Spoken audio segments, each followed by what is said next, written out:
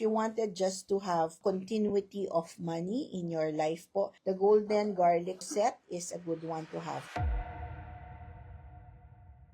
Ganito po siya. Any plate po will do or bowl. Lalagyan nyo lang po ng bulak. Actually, every year, if you're joining me in my New Year bundle or CNYE, I always ask you to actually put golden garlic, no? Kaya lang po, napansin ko rin, ang garlic, yes, ilang taon hindi siya masisira. Kaya lang po, yung loob niya, hindi na rin po siya malaki at hindi na rin po siya buo. Tandaan nyo po Feng Shui is symbolism also of what you put in your life. So baka mamaya, from the outside, you look as if you have money, but from the inside, wala na palang laman. But intact pa rin. So from outside, akala ng tao may pera ka. Pero sa totoo lang, di ba? Wala na, nag-shrink na yung wealth nyo. Kaya po I decided to make my own golden garlic. So 6 po is nice. If you have a big house, you can either put 2 sets of 6 or you get po 12 na nasa isang malaking bowl po pwede, no?